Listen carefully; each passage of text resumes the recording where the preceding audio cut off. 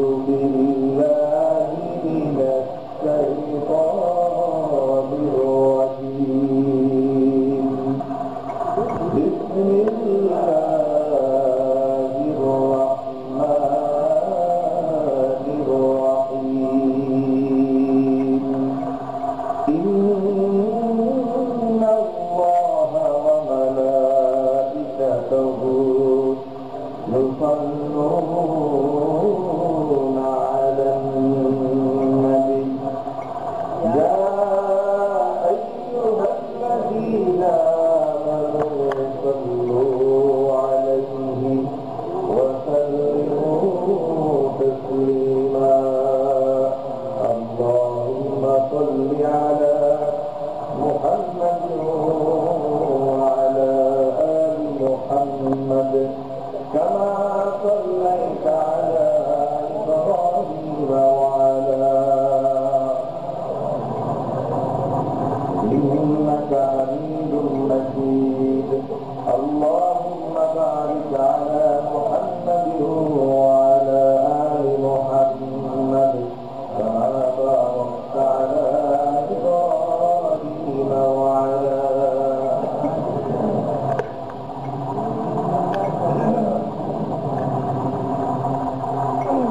হাজারো ব্যথা বেদনার পরে ফিরে আসনি তুমি আপন ঘরে দিনের আলো তুমি ছড়িয়ে দিতে চলে গেছো মদিনায় মক্কা ছেড়ে হে রাসূল তোমাকে ভুলি আমি কেমন করে হে রাসূল তোমাকে ভুলি আমি কেমন করে হাজারো ব্যথা বেদনার পরে ফিরে আসনি তুমি আপন ঘরে দিনের আলো তুমি ছড়িয়ে দিতে চলে গেছো মদিনায় মক্কা ছেড়ে হে রাসূল তোমাকে ভুলি আমি কেমন করে হে রাসূল তোমাকে ভুলি আমি কেমন করে খেয়ে না খেয়ে দিন প্রচারের কাজে নিজেকে দিয়েছ বিলিয়ে তায়েফের কাফেরেরা চিনল না এ আলো দুষ্ট ছেলেদের পিছু দিল লেলিয়ে খেয়ে না খেয়ে দিন প্রচারের কাজে নিজেকে দিয়েছ বিলিয়ে তায়েফের কাফেরেরা চিনল না এ আলো দুষ্ট ছেলেদের পিছু দিল লেলিয়ে পাথরের আঘাতে ক্ষত বিক্ষত হয়ে সারা শরীর থেকে রক্ত ঝরে হে রাসূল তোমাকে ভুলি আমি কেমন করে হে রাসূল তোমাকে ভুলি আমি কেমন করে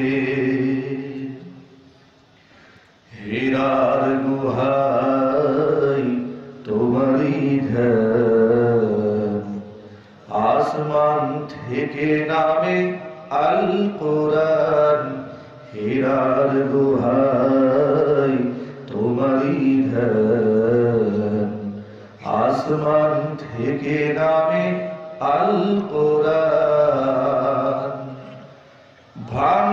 সবার ভুল তোমারই পরে, আসলো কোরআনেরই ছায়া তলে।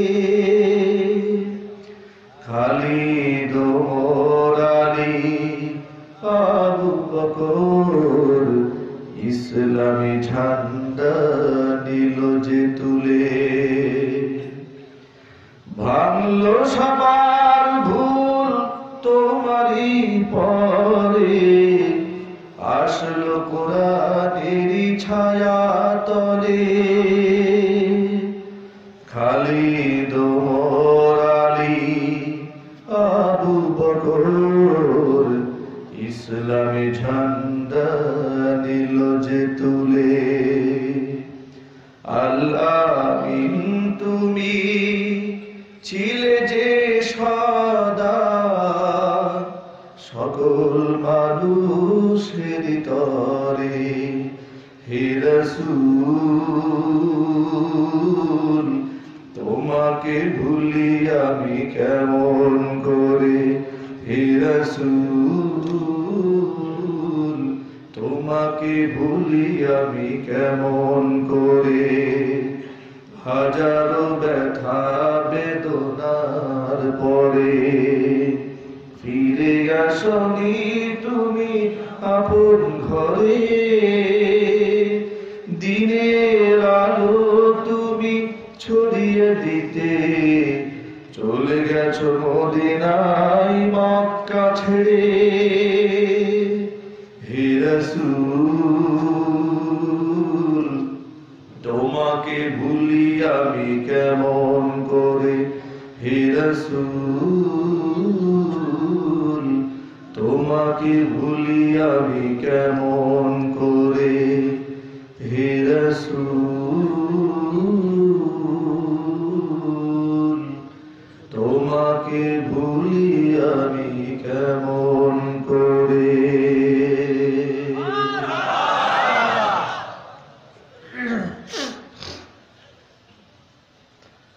ঐতিহ্যবাহী গাজীপুর জেলার সদর থানাধীন উত্তর খাইলপুর এলাকাবাসী ও গার্মেন্টস শ্রমিকদের উদ্যোগে আয়োজিত নবম বার্ষিক ওয়াজ মাহফিলের শেষ অধিবেশনের সম্মানিত সভাপতি সাহেব, আমন্ত্রিত হাজারাত উলামায়ে কেরাম, মুরব্বিয়ানে ইজম, অত্র এলাকা এবং পার্শ্ববর্তী এলাকার বিভিন্ন মসজিদ থেকে আগত মুহতারাম আইম্মায়ে মাসাজিদ ও খুতবায়ে মাসাজিদ মুকাররম উলামা, বিভিন্ন মাদ্রাসা, স্কুল, কলেজ, ইউনিভার্সিটি শিক্ষাঙ্গন থেকে আগত মুকাররম আসাতিজা, সম্মানিত শিক্ষক মণ্ডলী, আমার সামনে উপবিষ্ট আমার অতি কাছের, অতি নিকটের, অতি মহব্বতের, হৃদয়ের গহীনে যাদের স্থান, মনের মণি কুঠায় যাদের জায়গা, হীরকখণ্ড সমতুল্য চাঁদের সৌন্দর্যতাকে হার মানিয়ে দেয়, তারুণ্যের উচ্ছ্বাস নিয়ে, যৌবনের উদ্দীপনা নিয়ে আগত ইসলাম ও মুসলমানদের চরম দুর্দিনে সিপাহ সালারের দায়িত্বভার পালনকারী খালিদ বিন ওয়ালিদ রাদিয়াল্লাহু তাআলা আনহুর উত্তরসূরি গাজী সালাউদ্দিন আইয়ুবী জামালউদ্দিন আফগানি রাহিমাহুল্লাহর উত্তরসূরি তারিক বিন জিয়াদ মুহাম্মদ বিন কাসেম রাহিমাহুল্লাহর উত্তরসূরি সমবয়সী তরুণ এবং যুবক ভাইরা, সেরে তাজ, মাথার মুকুট সমতুল্য শ্রদ্ধাভাজন মুরব্বী বাবারা, স্নেহের কচি কাচারা, তালিবুল ইলম ছাত্র ভাইরা, পর্দার অন্তরালে অবস্থানরত মা খাদিজাতুল কুবরা রাদিয়াল্লাহু তাআলা আনহার উত্তরসূরি, মা আয়েশা সিদ্দিকা রাদিয়াল্লাহু তাআলা আনহার উত্তরসূরি, আমার দিনদার, ঈমানদার, পরহেজগার, মুত্তাকি মুসলিম মা এবং বোনেরা, মহান আল্লাহ রাব্বুল আলামিনের আলিশান দরবারে লাখ কোটি শুকরিয়া আদায় করছি, নত শিরে সুজুদ পেশ করছি, শ্রদ্ধায় সেজদারত হচ্ছি, শির নত করছি যে মহান মনিব আমাদেরকে অশান্তময় পৃথিবীর অশান্ত পরিবেশ থেকে, পাপ পঙ্কিলতায় পরিপূর্ণ,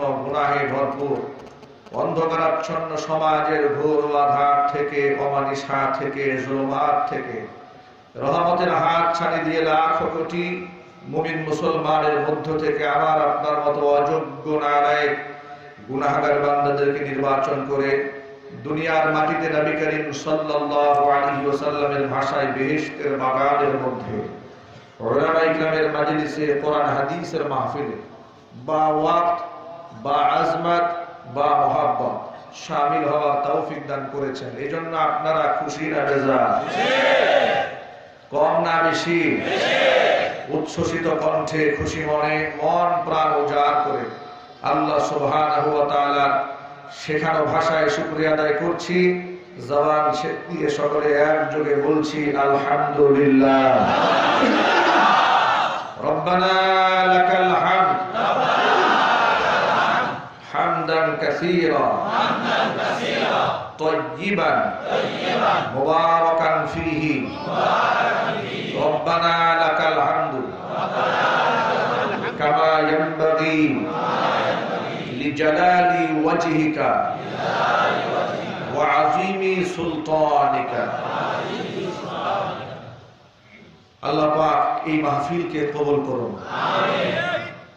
আমি আসার আগ পর্যন্ত আপনাদের সামনে লম্বা সময় বন্ধু বড় আলেম, তরুণ ইসলামের চিন্তাবিদ মাওলানা মুফতি দিলওয়ার হোসেন মাইজি, খতিব আরমানিটোলা সবুজ জামে মসজিদ ঢাকা, তিনি অনেক লম্বা সময় আপনাদের সামনে কথা বলেছেন। আমাদের জীবন সংশ্লিষ্ট অনেক গুরুত্বপূর্ণ বিষয় তার আলোচনার মধ্যে ফুটে উঠেছে।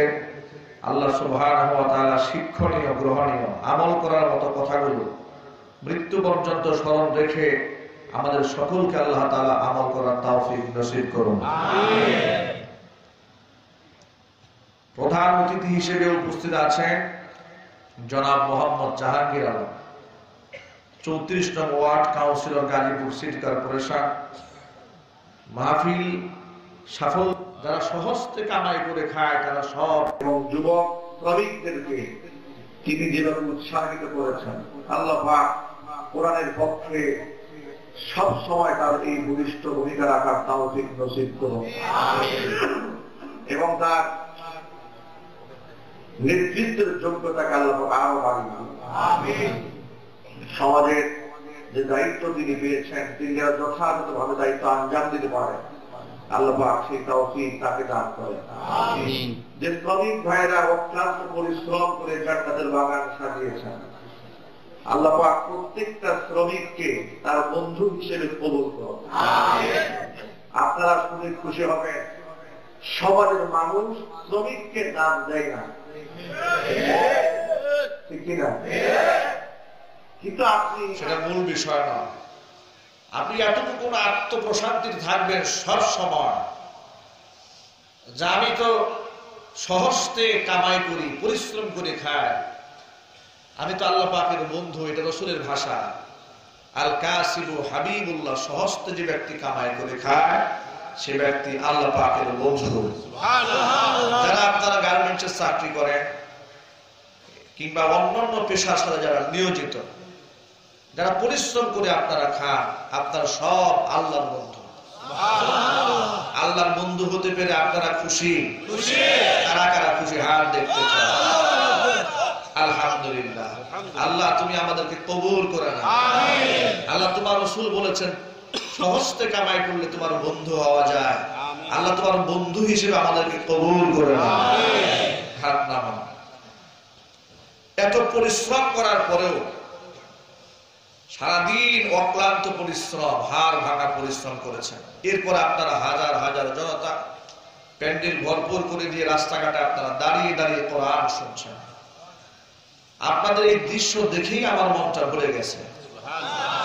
আমি হৃদয়ের গভীর থেকে আমি আপনাদেরকে শ্রদ্ধা নিবেদন করছি এবং আল্লাহর কাছে খাস দিলে দোয়া করছি, যারা যতগুলো মানুষ আজকে এখান থেকে হিদায়াত নেওয়ার জন্য, কোরআন শোনার জন্য এসেছে, কেউ যেন খালি হাতে ফিরে না যায়। আল্লাহ সকলকে বেগুনা মাসুম হিসেবে কবুল করে নেন। আজকের মাহফিলকে আল্লাহ পাক যেন আমাদের সকলের হেদায়েতের কোরআন বানায়া দেন, আমিন। আমি কোরআন মাজিদ থেকে আপনাদের সামনে কিছুটা আলোকপাত করার চেষ্টা করব ইনশাআল্লাহ। ওয়া মা তাওফীকি ইল্লা বিল্লাহ, আলাইহি তাওয়াক্কালতু ওয়া ইলাইহি উনীব। সুবহানাকা লা ইলমা লানা ইল্লা মা 'আল্লামতানা ইন্নাকা আনতাল আলিমুল হাকীম। রব্বি জিদনি ইলমা, রব্বি জিদনি ইলমা, রব্বি ইয়াসসির ওয়া লা তু'আসসির ওয়া তাম্মিম আলাইনা বিল খাইর। সকলে জোরে বলুন আল্লাহুম্মা আমিন। আমিন। কোরআন মাজিদে আল্লাহ সুবহানাহু ওয়া তাআলা 114টি সূরা নাযিল করেছেন। এই 114টি সূরার ভিতরে এক একটা সূরার এক একটা নাম এবং সুন্দর সুন্দর নাম। কোরআন মাজিদের যে সূরার যে নাম আল্লাহ করেছেন, সেই সূরার ভেতর থেকে উল্লেখযোগ্য কোন ঘটনার দিকে ইঙ্গিত করে আল্লাহ পাক এক একটা সূরার নামকরণ করেছেন। যেমন সূরাতুল বাকারা। বাকারা মানে হচ্ছে গাভী। মুসা আলাইহিস সালাতু ওয়াস সালামের জামানায় গাভী কেন্দ্রিক একটা ঘটনা ঘটেছিল। মৃত গাভীকে আল্লাহ সুবহানাহু ওয়া তাআলা জিন্দা করে দিয়েছিলেন। সে অনেক লম্বা ইতিহাস। সেই কাহিনী সূরা বাকারার মধ্যে আছে বলে আল্লাহ পাক সূরার নামকরণ করেছেন সূরাতুল বাকারা। প্রথম সূরা সূরাতুল ফাতিহা। ফাতিহা মানে হচ্ছে স্টার্ট, ফাতিহা মানে হচ্ছে সূচনা, ফাতিহা মানে হচ্ছে ভূমিকা, ফাতিহা মানে হচ্ছে প্রারম্ভিকা। যেহেতু কোরআন আল্লাহ পাক এই সূরা দিয়ে শুরু করেছেন, এই জন্য সূরার নাম সূরাতুল ফাতিহা। সূরাতু আলে ইমরান কোরআনের ধারাবাহিকতায় তৃতীয় সূরা। যেহেতু ইমরান তার স্ত্রী, তাদের ঘটনা আল্লাহ সুবহানাহু ওয়া তাআলা এই সূরার মধ্যে উল্লেখ করেছেন। হযরতে মারিয়ামের মা ইমরাআতা আল ইমরান, ইমরানের স্ত্রী, সেই কাহিনী এই সূরার মধ্যে আছে বলে এই সূরার মধ্যে আরো সার্বিক বিষয়ও আছে, বিশেষভাবে এই ঘটনা আছে, এই জন্য আল্লাহ পাক নামকরণ করেছে সূরা আলী ইমরান। সূরাতুন নিসা কোরআনের ধারাবাহিকতায় ৪র্থ নম্বর সূরা। নারীদের হক সংশ্লিষ্ট অনেক বিষয়, যেমন নারীদের উত্তরাধিকারের অধিকার, নারীদের বিবাহের সময় মহারণার অধিকার, পৈতৃক সম্পত্তিতে পিতার সম্পদের অধিকার, স্বামীর সম্পদের অধিকার, এমনকি স্ত্রী হিসেবে তার অধিকার, এমনকি কর্ম করে জীবিকা নির্বাহ করার অধিকার, সংশ্লিষ্ট বিষয়গুলো আল্লাহ পাক এই সূরার মধ্যে বর্ণনা করেছেন বলে এই সূরার নামকরণ করা হয়েছে সূরাতুন নিসা। নারীদের ব্যাপারে এই সূরা আল্লাহ পাক নাযিল করেছেন। সুবহানাল্লাহ। কোরআনের ধারাবাহিকতায় এই পরের সূরার নাম হচ্ছে সূরাতুল মাইদা। মাইদা মানে হচ্ছে খানা ভর্তি দস্তরখানা। এটা নবী ঈসা রূহুল্লাহর কাছে তার উম্মতেরা ডিমান্ড করেছিল, আপনি তো আল্লাহর নবী, বলে হ্যাঁ আমি আল্লাহর নবী, তাহলে আপনি আল্লাহর কাছে একটা দোয়া করেন, আল্লাহ পাক যেন গায়েব থেকে আমাদের জন্য খাবার ভর্তি দস্তরখানা নাযিল করে দেয়। আল্লাহ সুবহানাহু ওয়া তাআলা তাদের সেই দাবিও পূরণ করেছিলেন। সেই ইতিহাস সম্বলিত আয়াতগুলো আল্লাহ পাক এই সূরার মধ্যে দিয়েছেন বলে সূরাতুর নাম সূরাতুল মাইদা, দস্তরখানা। এর ধারাবাহিকতায় ৭ম নম্বর সূরা হচ্ছে সূরাতু আলে ইমরান, সূরাতু আনআম। আনআম মানে হচ্ছে চতুষ্পয় পর্যন্তু। আল্লাহ সুবহানাহু ওয়া তাআলা আমাদেরকে ছাগল, ভেড়া, বকরি, মহিষ, গরু, এগুলো আল্লাহ পাক আমাদেরকে গবাদি পশু দান করেছেন। এই গবাদি পশু আল্লাহ পাকের নিয়ামত, ঠিক কিনা? এই নিয়ামতের বর্ণনা এই সূরার মধ্যে আল্লাহ দিয়েছেন। সূরার নাম সূরাতুল আনআম। এভাবে একের পর এক প্রত্যেকটা সূরা, 114টা সূরার নামকরণ কথা বলতে গেলে মোটামুটি লম্বা সময় লেগে যাবে। আমি আজকে আপনাদের সামনে যে সূরাটা বেছে নিয়েছি সেই সূরার নাম হচ্ছে সূরাতু মারিয়াম। এক মহিয়সী নারীর নামে আল্লাহ পাক এই সূরা নাযিল করেছেন। এই মহিয়সী নারী যখন তার মায়ের গর্ভে ছিলেন, তার মা আলী ইমরান আল্লাহর কাছে মান্নত করেছিলেন যে আমার গর্ভের বাচ্চা তোমার জন্য আমি ওয়াকফ করে দেওয়ার জন্য মান্নত করলাম। মান্নত আল্লাহর কাছে কবুল হলো, হযরতে মারিয়ামের জন্ম হলো। অনেক লম্বা ইতিহাস। মারিয়ামকে উৎসর্গ করা হলো আল্লাহ পাকের দ্বীনের খেদমতে। হযরতে মারিয়ামকে আল্লাহ পাক এত দ্রুত বড় বানালেন, ফাআনবাতাহা নাবাতান হাসানা। আল্লাহ পাক বলে তাকে উত্তম রূপে মারিয়ামকে আমি বড় বানিয়েছি। মুফাসসিরিনে কেরাম আয়াতের এই অংশের তাফসীর করতে গিয়ে বলেন ফাআনবাতাহা নাবাতান হাসানা, আল্লাহ পাক হযরতে মারিয়ামকে উত্তম রূপে বড় বানিয়েছেন। তার মানে হলো আল্লাহ সুবহানাহু ওয়া তাআলা অন্যান্য বাচ্চারা এক মাসে যতটুকু বড় হয়ে যায়, হযরতে মারিয়ামকে আল্লাহ এক সপ্তাহে ততটুকু বড় বানিয়ে দিলেন। অন্য বাচ্চারা 6 মাসে যতটুকু বৃদ্ধি পায়, হযরতে মারিয়ামকে আল্লাহ পাক এক মাসে সেভাবে বৃদ্ধি করে দিলেন। অন্য বাচ্চারা 1 বছরে যতটুকু বড় হয়, হযরতে মারিয়ামকে আল্লাহ পাক 6 মাসে এতটুকু গ্রোথ এবং শক্তির তাকাত দেহ সৌন্দর্যতা আল্লাহ পাক বাড়িয়ে দিলেন। খুব দ্রুত আল্লাহ পাক তাকে বড় বানালেন, কারণ তার মা আলী ইমরান তার এই সন্তানকে আল্লাহর কাছে ওয়াকফ করে দিয়েছিলেন। সুবহানাল্লাহ। এই সেই মারিয়াম যাকে আল্লাহ রাব্বুল আলামিন এত নিয়ামত দান করেছেন এবং তার সতীত্বের হেফাজত করেছেন বলে কোরআন শরীফে আল্লাহ পাক তার প্রশংসা করে আয়াত নাযিল করেছেন। আল্লাহ সুবহানাহু ওয়া তাআলা বলেন, পৃথিবীর 2 জন রমণী, 2 জন নারী, গোটা দুনিয়ার সকল ঈমানদার নারী পুরুষের মডেল। একজন হচ্ছে ইমরাতা ফিরাউন, ফিরাউনের স্ত্রী, আরেকজন হচ্ছে হযরতে মারিয়াম। কোরআন মাজিদের 28 নম্বর পারার সূরা তাহরিমের শেষ 2 আয়াতে এই 2 নারীর ব্যাপারে আল্লাহ 2টা আয়াত নাযিল করলেন। আল্লাহ পাকের ভাষায় আল্লাহ বলছেন, ওয়াদারাবাল্লাহু মাসালাল লিল্লাযীনা আমানু ইমরাতা ফিরআউন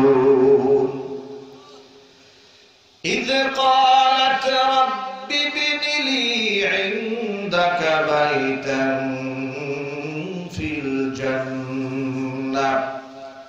ونجني من فرعون وعمله ونجني من القوم الظالمين ومريم ابنة عمران التي أحصنت فرجها فنفخنا فيه من روحنا وصدقت بكلمات ربها وكتبه وكانت من القانتين।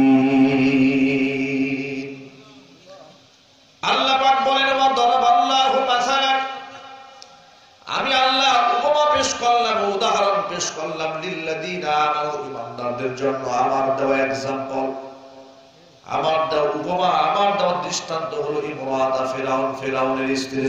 সুবহানাল্লাহ।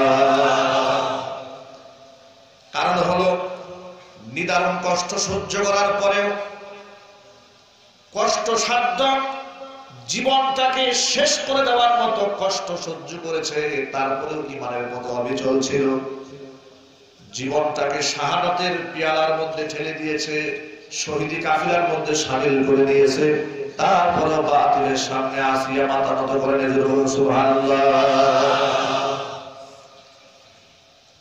তিনি আমার কাছে দোয়া করেছিলেন, আমার রব ইবনি লি ইনদাকা বাইতান ফিল জান্নাহ, আল্লাহ তুমি যেখানে আছো তোমার কাছে আমি আসিয়ার জন্য একখানা ঘর বানিয়ে দাও। ওয়ানাজ্জিনি মিন ফিরাউনা, ফিরাউন থেকে তুমি আমাকে রেহাই দাও। ওয়া আমালিহি, তার দুষ্কৃত কর্ম থেকে আল্লাহ তুমি আমাকে বাঁচাও। ওয়ানাজ্জিনি মিনাল কওমিজ যালিমিন, জালিম সম্প্রদায়ের হাত থেকে আল্লাহ তুমি আমাকে রেহাই দাও। আল্লাহর কাছে দোয়া মঞ্জুর হয়েছিল। মা আসিয়া যখন শাহাদাত বরণ করেন, আল্লাহ রাব্বুল আলামিন জিবরিল আলাইহিস সালাতু ওয়াস সালামকে পাঠিয়ে দিয়েছিলেন, জিবরাইল যা আসিয়ার জান কবজ করার মুহূর্তে তার চোখের সামনে জান্নাতের নমুনা তুলে ধর, যাতে করে আসিয়ার মৃত্যু যন্ত্রণা না হয়। জান্নাতের দৃশ্য বালাখানা দেখে দেখে মা আসিয়া আলাইহিস সালাতু ওয়াস সালাম হাসতে হাসতে শাহাদাতের পেয়ালা পান করে জমিন থেকে বিদায় হয়ে আল্লাহর বেহেশতের মেহমান হয়ে যায়। এই একজন নবী, আল্লাহ পাক তাকে পৃথিবীর সমস্ত ঈমানদার নারী পুরুষের মডেল বানিয়েছেন। আরেকজন হচ্ছে হযরতে মারিয়াম। পরের আয়াতে আল্লাহ বলছেন ওয়া মারইয়াম ইবনাতা ইমরান আল্লাতী আহসানাত ফারজাহা। মারিয়াম সে হচ্ছে মারিয়াম ইবনাতা ইমরান, ইমরানের কন্যা। সুবহানাল্লাহ। আহসানাত ফারজাহা, সে তার সতীত্বকে হেফাজত করেছে। ফানাফাখনা ফীহি মির রূহিনা, আমি তার মধ্যে আমার রূহকে ফুঁকে দিয়েছি। সুবহানাল্লাহ। হযরতে মারিয়ামের গায়ে কালিমা যা পৃথিবীর কোন বেঈমান লাগাতে না পারে, আল্লাহ রাব্বুল আলামিন প্রশংসা বাণী উচ্চারণ করে বলেছেন আহসানাত ফারজাহা, সে তার সতীত্বকে হেফাজত করেছে। হযরতে মারিয়ামের সতীত্বের সাক্ষী কে? আল্লাহ। একটু জোরে বলুন আল্লাহ। হযরতে মারিয়ামের সতীত্বের সাক্ষী কে? আল্লাহ। আল্লাহ সুবহানাহু ওয়া তাআলা। কত মহিয়সী নারী তিনি, কত দামি নারী তিনি। তিনি যখন ছোট্ট ছিলেন, হযরতে জাকারিয়া আলাইহিস সালাতুস সালাম ছিলেন মসজিদে আকসার ইমাম, আর এই মারিয়াম ছিলেন মসজিদে আকসার খাদেমা। মুসল্লিরা নামাজ পড়ে যখন চলে যেত, তখন হযরতে মারিয়াম মসজিদ ঝাড়ু মুসাদিকের পরিষ্কার করতেন। মারিয়ামের হুজরাখানায় প্রায় সময় নবী জাকারিয়া দেখতে যেতেন ছোট্ট ভাগ্নি কি হালাতে আছে, তার খোঁজ খবর নিতে যেতেন। কোরআন মাজিদ আল্লাহ পাক সেই ইতিহাসটা আল্লাহর ভাষায় এইভাবে বলেছেন।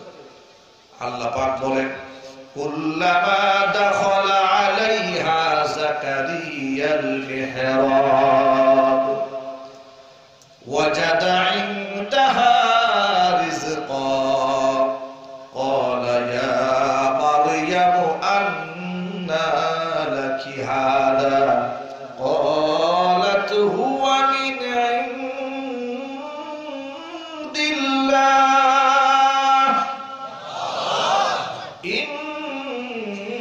ইন্নাল্লাহা ইয়ারযুকু মান ইয়াশাউ বিগাইরি হিসাব। যখনই আমার নবী জাকারিয়া মারিয়ামকে দেখতে যেতেন, তখনই মারিয়ামের সামনে বেমৌসুমী ফল দেখতে পেতেন, খাবার দেখতে পেতেন, যে খাবার তৎকালীন যুগের জেরুজালেমের কোথাও খুঁজে পাওয়া যায় না, এমন টাটকা টাটকা ফল খাবার মারিয়ামের সামনে দেখতে পেতেন। যখনই যেতেন তখনই দেখতে পেতেন।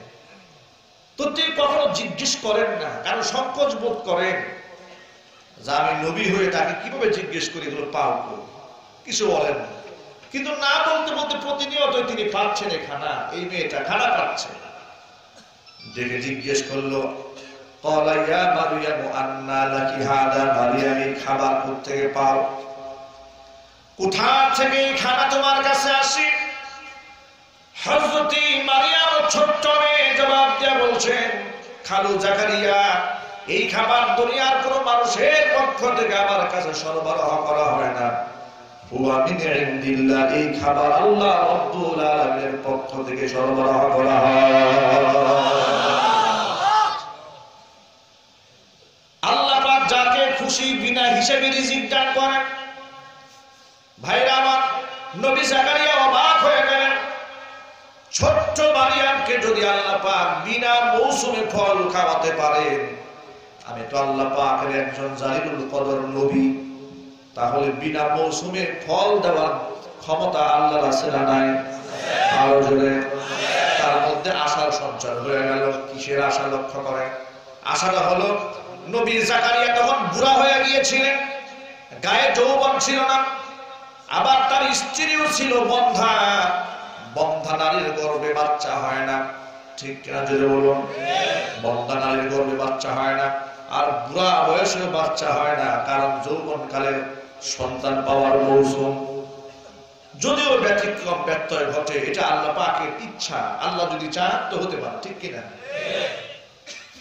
নবী জাকারিয়া আলাইহিস সালাতু ওয়াসসালাম আল্লাহর কাছে দোয়া করলেন, হুনালিকা দাআ জাকারিয়া রাব্বাহু ক্বালা রাব্বি হাবলি মিন লাদুনকা যুররিয়াতান তাইয়্যিবা ইন্নাকা সামিউদ দুআ। তখনই নবী জাকারিয়া আল্লাহর কাছে আশান্বিত হয়ে দোয়া করলেন, রব্বুল আলামিন, তুমি যদি এই ছোট্ট মারিয়ামকে বিনা মৌসুমে ফল খাওয়াতে পারো, আমি তো তোমার নবী, যদিও আমি জানি আমার এই মুহূর্ত সন্তান পাওয়ার মুহূর্ত না, মৌসুম না, যেহেতু আমি বুড়া হয়ে গেছি, কিন্তু তুমি যদি চাও তাহলে বুড়া বয়সেও তো সন্তান দিতে পারো। আল্লাহ পারেন কিনা জোরে বলেন? আল্লাহ পাক সন্তান দিতে পারেন। এজন্য তিনি দোয়া করলেন, রব্বি হাবলি মিন লাদুনকা যুররিয়াতান তাইয়্যিবা, আল্লাহ তোমার পক্ষ থেকে তুমি আমাকে উত্তম বংশধর দান করো। আল্লাহর কাছে দোয়া মঞ্জুর হয়ে গেল। কোরআন মাজিদে আল্লাহ পাক বলেন, ফানাদাতুহুল মালাইকাতু ওয়া হুয়া কারিউন ইউসাল্লি ফিল মিহরাব আন্নাল্লাহা ইউবাশশিরুকা বিয়াহইয়া মুসাদ্দিকান বিকালিমাতিন মিনাল্লাহি ওয়া সাইয়্যিদান ওয়া হাসূরান ওয়া নাবিয়্যান মিনাস সালিহিন। আল্লাহু আকবার। নামাজে দাঁড়ানো অবস্থায় আছেন নবী জাকারিয়া। জিবরিল আলাইহিস সালাতু ওয়াসসালামকে আল্লাহ পাক পাঠিয়ে দিলেন, যাও তাড়াতাড়ি সুসংবাদ নিয়ে যাও, আন্নাল্লাহা ইউবাশশিরুকা বিয়াহইয়া, আল্লাহ পাক তোমাকে একটা পুত্র সন্তানের সুসংবাদ দিচ্ছেন, তার নাম হবে ইয়াহইয়া। তিনি নবী হবেন। সুবহানাল্লাহ। আর যদি বলেন আল্লাহু আকবার। ওয়া হাসূরা, নারীদের সমস্ত থেকে মুক্ত হবেন। আল্লাহ সুবহানাহু ওয়া তাআলা আপনার একটা নবী সন্তান দান করবে। দোয়া কে কবুল করেছেন? আল্লাহ আছেন না নাই? এই জন্য যাদের ছেলে মেয়ে হয় না, তারা সবাই আগামী বছর উরস শরীফে বিলাদ দিবেন গিয়া। তাহলে কি করতে হবে? আল্লাহর কাছে চাইতে হবে। আল্লাহ পাক যেন বুঝার তৌফিক দান করেন। আমি সেদিকে বিস্তারিত বলতে চাই না, এই কথা আমি অনেকবার বলেছি আপনাদের। যে কথা আমি বোঝাতে চেয়েছিলাম, তাহলে কতটুকু দামি এই মেয়েটা আল্লাহর কাছে। ছোট্টবেলায় আল্লাহর পক্ষ থেকে জান্নাতি খাবার যার জন্য আল্লাহ সরবরাহ করেছেন, তার নামে আল্লাহ পাক স্পেশাল একটা সূরা নাযিল করে দিয়েছেন, সূরা মারিয়াম। সুবহানাল্লাহ। দেখেন আল্লাহ পাক কি সুন্দর করে বলেন, ওয়াদকুর ফিল কিতাবি মারইয়াম ইদিন তাবাদাত মিন আহলিহা মাকানান শারকিয়্যা ফাত্তাখাযাত মিন দুনিহিম হিজাবা ফাআরসালনা ইলাইহা রূহানা ফাতামাসসালা লাহা বাশারান সাওয়্যা। আল্লাহ পাক বলেন, হাবিব আমার, আপনি কিতাবের মধ্যে আমার বান্দী মারিয়ামের কথা আলোচনা করুন, স্মরণ করুন, উল্লেখ করুন। সূরা কোন সুবহানাল্লাহ। কেমন সেই মারিয়াম? ইদিন তাবাদাত মিন আহলিহা মাকানান শারকিয়্যা, যখন আমার এই বান্দী বালেগা হয়ে গিয়েছিল। কি হয়ে গিয়েছিল? যদি বলে বালেগা হয়ে গিয়েছিল। আমি তো আপনাদেরকে আগেই বলেছি যে আল্লাহ সুবহানাহু ওয়া তাআলা এই হযরতে মারিয়ামকে খুব অল্প সময়ে খুব দ্রুত বড় বানিয়ে দিয়েছিলেন। কারণ কি? কারণ তার মধ্যে আল্লাহ পাক পৃথিবীর মধ্যে তার ভেতর থেকে একটা ইতিহাস সৃষ্টি করবেন বলে আল্লাহ পাক খুব দ্রুত তাকে উপযুক্ত বানিয়ে দিয়েছিলেন। আল্লাহু আকবার। ভাই আমার আল্লাহ পাক বলেন তিনি যখন পূর্ব দিগন্তে চলে গেলেন তিনি তার পরিবার পরিজন থেকে আলাদা হয়ে গোসলখানায় চলে গেলেন, পবিত্রতা অবলম্বন করলেন, পরিবারের সদস্যদের ভিতর থেকে পর্দা হিজাব গ্রহণ করলেন। ফাত্তাখাযাত মিন দুনিহি হিজাবা, একাকিত্বে তিনি গোসল আসল কমপ্লিট করার পরে কাপড় চোপড় পরে যখন বাড়ির দিকে রওনা হবেন, এমন সময় আমি আমার ফেরেশতা জিবরিলকে তার কাছে পাঠিয়ে দিয়েছিলাম। সুবহানাল্লাহ। হযরত মারিয়ামের কাছে জিবরিল ফেরেশতা আসে। আল্লাহু আকবার। এই ছেলেরা একটু পর পরে একজন উঠা বসা করে।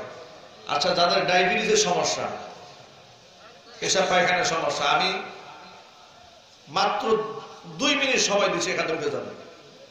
2 মিনিট যারা যাওয়া, এরপরে যদি একটা লোক এখান থেকে জানা কিন্তু বাদ দেয় না, ফাইজলামি করা জায়গা।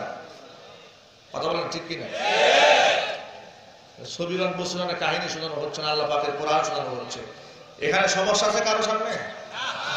আর উঠা বসা করবেন? যারা যাওয়ার তারা চলে যান। এখন 1 মিনিট সময় দিন, আর সামনে উঠতে পারবেন না। শেষ পর্যন্ত বসে থাকার হিম্মত আছে কার কার? হাত দেখতে চান? আগে চোখের সামনে থেকে সরবেন, আমার চোখের সামনে থেকে আগে সরবেন। হাত নামান। আমি যেন আর কাউকে উঠা বসা করতে না দিই। যদি সামনে থেকে উঠে তাকে 4-5 জনের ঠেসে ধরবেন। কথা ঠিক কিনা? বুঝবেন এই পরিবেশে গানটা করতেছে, এরা শয়তানের উপর ভর করছে। এই জন্য সময় আসে, সুযোগ আছে, পেশাব পায়খানার ব্যাগ আছে, আগে উঠে আছে, ব্যাগ আছে, আর পেশাবের ব্যাগ নাই, থাকা যাবে তো শেষ পর্যন্ত। আমি খুব লম্বা কথা বলবো না, আমি তো সেই বক্তা না যে জোর করে ওয়াজ করি। আমার লোকেরা জোর করে ওয়াজ করায়, আমি ওয়াজ কম করতে চাই, লোকেরা ওয়াজ বেশি করা। অতএব এটা টেনশনের কোনো কারণ নাই যে হুজুর বোধহয় আজকে ভাড়াই দিবে আমাদেরকে জায়গায় পায়খানা করাবে, ওই রকম বক্তা আমি না। কিছু কিছু বক্তা আছে মাইক পাইলে আর ছাড়তে চায় না। কথা ঠিক কিনা? অনেকে জীবনের পাইছি, আর কি আর পাবো? শেষ করে দেবো ওয়াজ। আমি কয়টা ওয়াজ করবো? একটানা 250টা মাহফিল। কয় ঘন্টা ওয়াজ করবেন আপনাদের সামনে? এই জন্য বলি, কথাকে মূল্যায়ন করার চেষ্টা করেন। মনে থাকবে ইনশাআল্লাহ? আর উঠা বসা করবেন? যেখানে উঠা বসা হবে ওখানে বয়ান শেষ। রেড অ্যালার্ট জারি করে দিল, যা যাওয়ার আগেই যান। প্রিয় বন্ধুগণ আমার,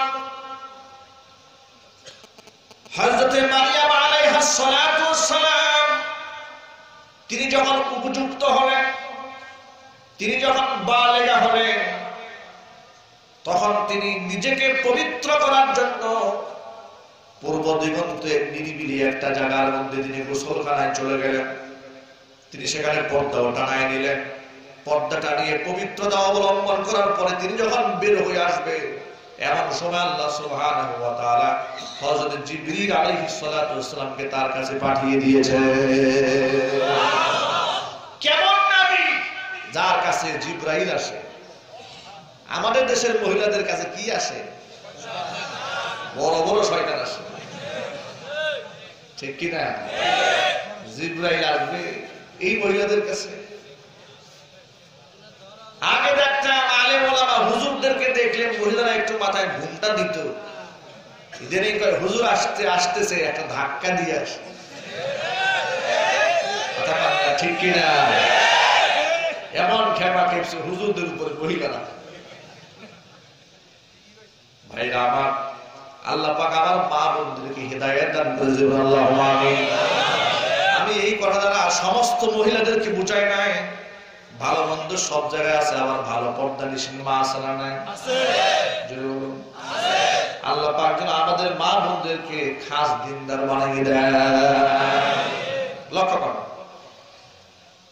তিনি যখন পর্দা অবলম্বন করলেন, এমন সময় আল্লাহ রাব্বুল আলামিন তার কাছে হযরত জিবরাইল আলাইহিস সালাতু ওয়াস সালামকে পাঠিয়ে দিলেন। জিবরাইলের ব্যাপারে আল্লাহ পাক বলেন, ফাতাবাসসামা ফাতামাসসালা লাহা বাশারান সাবিয়্যা। পূর্ণ মানব আকৃতিতে একজন যুবকের দেশে তিনি মারিয়ামের সামনে গিয়ে শতান করে দাঁড়ায় গেলেন। এখন নিরিবিলি যেখানে আর কেউ নাই, একজন যুবতী মেয়ে, উপযুক্ত মেয়ে হঠাৎ করে নিরিবিলি একাকিত্বে তার সামনে যদি উপযুক্ত একটা পুরুষ দাঁড়িয়ে যায়, মেয়েটার ভয় লাগবে না? যদি বলুন না, ভয় লাগবে না? ভয় লাগবে এই জন্য কারণ তিনি পবিত্র নারী।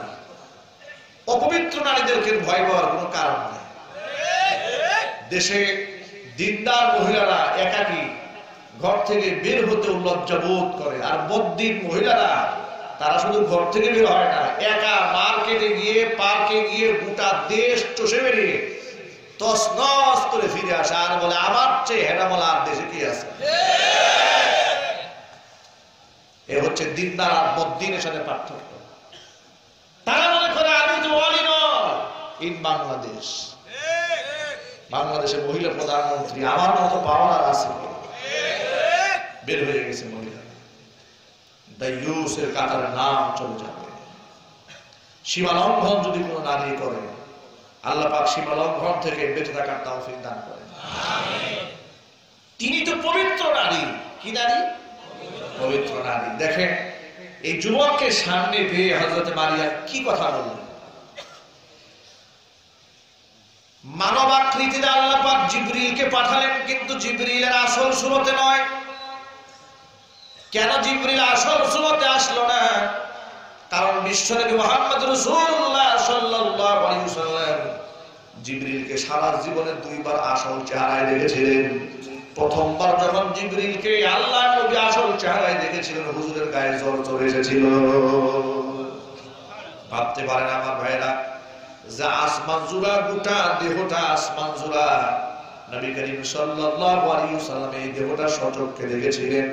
এই দৃশ্য যদি মহিলা মানুষ দেখে, জায়গায় তো বেহুশ হয়ে যাওয়ার কথা। এই জন্য আল্লাহ পাক ফাতামাসসালা লাহা বাশারান সাবিয়্যা, পূর্ণ মানব আকৃতিতে জিবরিলকে পাঠালেন। জিবরাইল মানব আকৃতি ধারণ করলেন। মহিলা ভয় পেয়ে গেলেন, মারিয়াম ভয় পেলেন। قالت إني أعوذ بالرحمن منك إن كنت تقيا। ও যুবক, আমি তোমার অনিষ্টতা থেকে আল্লাহর কাছে পানাহ চাচ্ছি। তুমি যদি আল্লাহকে ভয় করে থাকো, তাহলে তুমি আমার চোখের সামনে থেকে সরে যাও।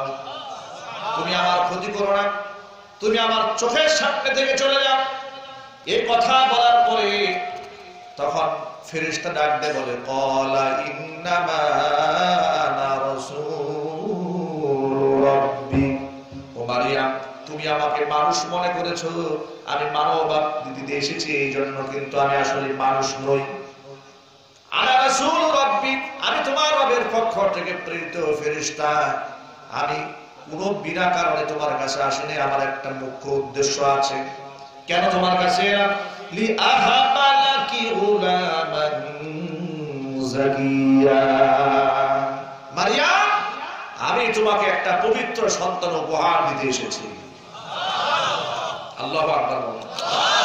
দেখেন এখানে অ্যাডভান্স করে জিবরিল আলাইহিস সালাতু ওয়াস সালাম বলছে, আমি তোমাকে একটা পবিত্র সন্তান উপহার দিতে এসেছি। এই সন্তানটা যারা সন্তান নয়, এটা নাপাক সন্তান নয়, এটা হারামজাদা নয়, একটা পবিত্র সন্তান তোমাকে উপহার দিতে এসেছি। আমার বিবাহ বহির্ভূত যদি কারো গর্ভে বাচ্চা আসে, সেটা কি পাক না নাপাক? যেটা বলো পাক না নাপাক? অবশ্যই সেটা নাপাক।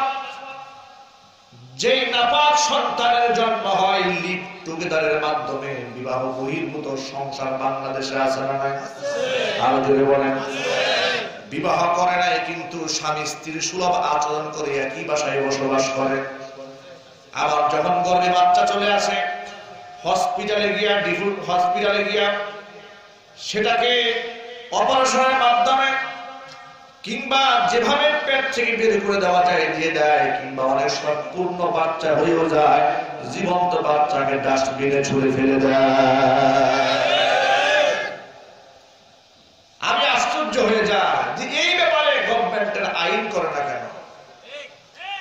বাংলাদেশে যারা সন্তানকে ডাস্টবিনে ফেলে হত্যা করে এদের মৃত্যুদণ্ডের আইন হওয়া দরকার। কথা বলুন ঠিক কিনা? প্রায় সময় দেখা যায় ডাস্টবিনে বাচ্চা পাওয়া যাচ্ছে, পার্কের কোনায় বাচ্চা পাওয়া যাচ্ছে, বাথরুমের কমেটের ভিতরে বাচ্চা পাওয়া যাচ্ছে। আহা, এসব হচ্ছে ভালোবাসার ফজিলত। অবৈধ প্রেম ভালোবাসার অপকর্মে এগুলা হচ্ছে রেজাল্ট। এগুলো যদি বন্ধ না হয় তাহলে দেশে শান্তি আসবে না, দেশে রহমত আসবে না। যে দেশে প্রকাশ্যে কবিরা গুনাহ, যে দেশে প্রকাশ্যে আল্লাহ এবং রাসূল কোরআনের বিরুদ্ধে কথা বলা হয়, সেই দেশে তো আল্লাহর গজব আসবেই। এই জন্য একের পর এক ট্রেন দুর্ঘটনা হয়, একের পর এক লঞ্চ দুর্ঘটনা ঘটে, একের পর এক জলোচ্ছ্বাস হয়, একের পর এক ঘূর্ণিঝড় হয়, একের পর এক বিভিন্ন জায়গায় আগুন জ্বলে ছাইখার করে ফেলে। কথা বলে ঠিক কিনা? পেঁয়াজের দাম নিয়ে মাতামাতি চলছে, নিয়ন্ত্রণ করা যায় না। খাদ্য দ্রব্যের মধ্যেও গজব শুরু হয়ে গেছে। যে বিষয়টাকে আল্লাহ পাক সস্তা বানিয়ে বস্তা ভরে দিয়েছিলেন, গজবের কারণে সেই জিনিস আজকে দামি হয়ে গেছে। বলা হয় নিয়ন্ত্রণ করা যায় না। কি পাগলামি কথা! নিয়ন্ত্রণ করা যায় না। একটা মানুষ যদি 10 ফিট মাটির নিচে গিয়েও যদি কোন নেতার বিরুদ্ধে কথা বলে, ওরে 14 ফিট খনন করে পরে সেখান থেকে বের করা না। কথা বলেন ঠিক কিনা? আর পেঁয়াজের দাম কে বাড়ায় আপনি জানেন না? জাতির সাথে ফাইজলামি করে। আজকে জাতির সাথে তামাশা করা হচ্ছে। কথা বলেন ঠিক কিনা?